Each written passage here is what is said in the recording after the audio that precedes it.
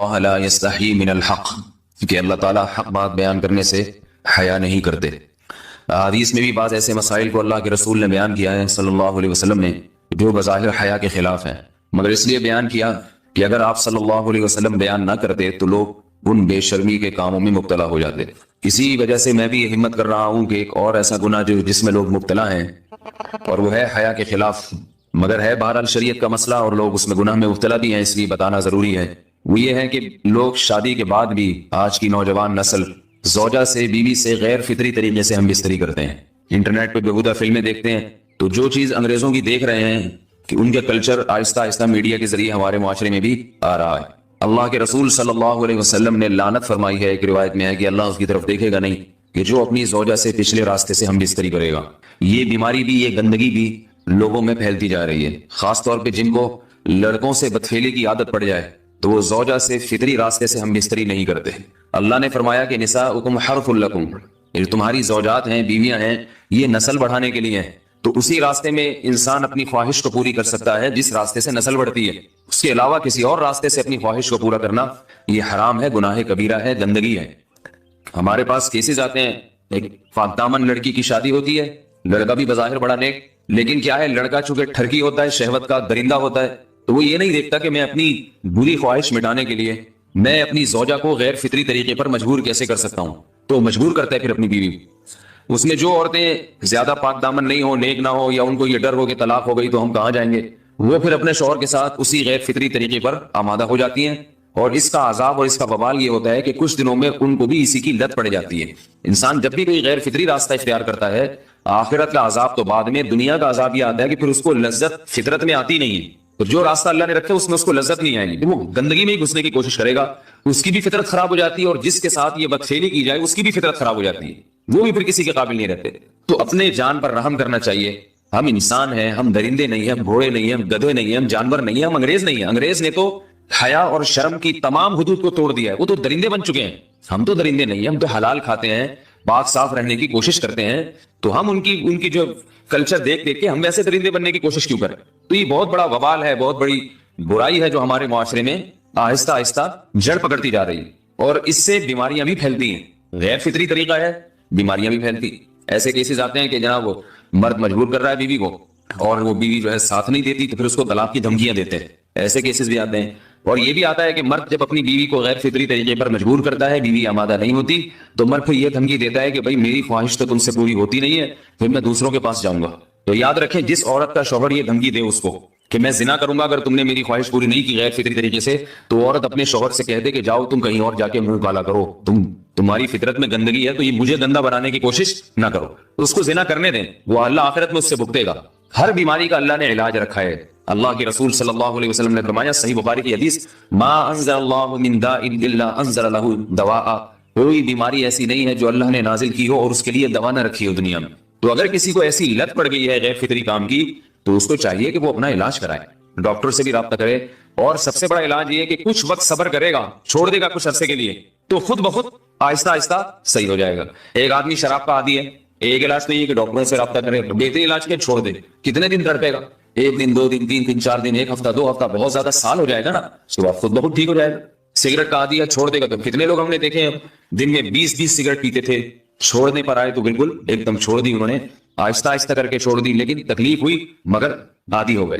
تو اب کسی کو یہ لت پڑ گئی ہے غلط کام کی، برائی کی، تو اس کا بہترین علاج یہ ہے کہ وہ اپنے آپ کو بدلنے کی کوشش کرے، ماحول بدلے، اور کچھ وقت صبر کرے گا تو اللہ اس سے یہ عادت چھڑا دے۔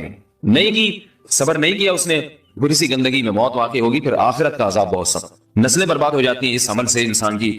تو بات حیا کے خلاف ہے، مگر یہ کہ ایک بزرگ تھے وہ بات فرما رہے تھے، تو کسی نے پوچھا کہ حضرت آپ حیا کے خلاف بات کرتے ہیں، تو انہوں نے فرمایا تم بے حیائی کے کام نہیں چھوڑتے، ہم اس چھڑوانے کے لیے بات کریں تو ہم برے ہیں، اور تم کام کرو تو بھی برے نہیں۔ برائی کا کام کرنے میں برا نہیں بنتا، اور برائی کے خلاف بولنے والا برا بن جاتا ہے کہ دیکھو یہ کیسی باتیں کر رہے ہیں۔ تو وہی باتیں ہیں، اس لیے ہیں کہ یہ معاشرے میں یہ برائی پھیلتی چلی جائے گی، اور یہ ہماری اپنا کلچر نہیں ہے، یہ امپورٹ ہو رہا ہے، باہر یہ امپورٹ ہو رہا ہے، یہ وہاں میڈیا کے ذریعے آ رہا ہے۔ تو وہ چیزیں دیکھا نہ کریں اور ان لوگوں سے دور رہا کریں۔ ہمیں تو دین کا داعی ہو کے ان کو ہدایت پر لانا تھا، بجائے ہم ہدایت پہ چل کے دوسروں کو چلانے والے بن کے ان کے راستے پہ ہم نے چلنا شروع کر دیا۔ اللہ تعالیٰ ہمیں اب دیکھیں ان کے ہاں ایڈس کا مرض پھیل گیا ہے۔ آپ بتائیے یہ ایڈس کا مرض ہمارا ہے کیا؟ یہ بیماری ہماری ہے یا ان کی ہے؟ ہمارے یہاں بیماریاں ہیں، کھانسی ہے، نزلہ ہے، ٹھیک ہے نا، بلڈ پریشر ہے، شوگر ہے، یہ بیماریاں ہماری ہیں. کوئی اللہ کا شکر ہے گندی بیماری ہمارے یہاں نہیں ہے. جتنی گندگیاں ہیں وہاں سے آ رہی ہیں. ایڈس کا مرض وہاں سے امپورٹ ہوا ہے. وہ ایڈس کا مرض اسی بدفعلی کی وجہ سے پیدا ہوتا ہے، اسی سے جراثیم پیدا ہوتے ہیں، اور اتنا خطرناک مرض کہ ایسے متعدی ایسے پھیلتا ہی. افغانستان میں ایڈس کا ریشو 0 تھا، 0. وہ جانتے نہیں تھے کہ ایڈس کا مرض ہوتا کیا ہے.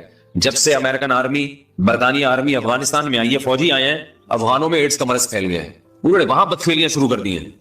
تو وہ تو حالانکہ ان کے لیے زنا کتنا سستا ہے، کتنا سستا ہے نا ان کے لیے زنا، پھر بھی وہ لڑکوں کی طرف مائل ہوتے ہیں. تو اتنی گندگی، ایسا گندا جب انسان بن جائے پھر اللہ اس کے وجود کو برقرار نہیں رکھتے، اور رکھتے ہیں تو پھر آخرت میں سزا دینے کے لیے. اپنے آپ کو ان گندگیوں سے بچانا چاہیے، حلال پہ اکتفا کرنا چاہیے. اللہ تعالیٰ ہمیں حلال پہ قناعت کی توفیق عطا فرمائے اور پاکیزہ لوگوں میں ہمارا شمار فرمائے. اگر شادی شدہ عورت 40 دن میں بھی ایک دفعہ، اچھا بھائی دیکھو یہ حیا کے خلاف مسائل جو ہے نا، یہ اس چینل پہ نہ پوچھا کرو. مرد پر لازم ہے کہ کم سے کم 4 مہینے میں بیوی سے ایک دفعہ وہ لازمی ہم بستری کرے. تو اگر وہ 4 مہینے میں ایک دفعہ بھی نہیں کرتا تو پھر جو ہے وہ دیانتاً ذمہ دار ہوگا. اس بات کا خطرہ ہے کہ وہ گناہ گار ہو، کیونکہ حضرت عمر رضی اللہ تعالیٰ عنہ نے قانون بنایا تھا کہ 4 مہینے سے زیادہ کوئی بیوی سے دور نہ رہے. تو کم سے کم اتنا ہے لازمی. تو اس سے زیادہ بھی اگر کوئی مرد بیوی کے قریب نہیں آ رہا تو پھر وہ ظالم کہلائے گا شریعت کی نظر. حج کے دوران باقی ہر عورت اور ہر مرد کے حالات مختلف ہوتے ہیں. بعض عورتوں میں خواہش زیادہ ہوتی ہے، بعض میں کم ہوتی ہے. یہ نیچرل ہے، اس کا کوئی اس سے تعلق نہیں ہے کہ عورت کوئی بری ہے. بعض دفعہ عورت میں یہ خواہش نفس بہت زیادہ ہوتی ہے، اس کی ریکوائرمنٹ بہت زیادہ ہوتی ہے، تو لوگ پھر مرد اس بیوی کو برا سمجھنا شروع کر دیتے ہیں، حالانکہ اس کا برائی اور اچھائی سے تعلق نہیں ہے.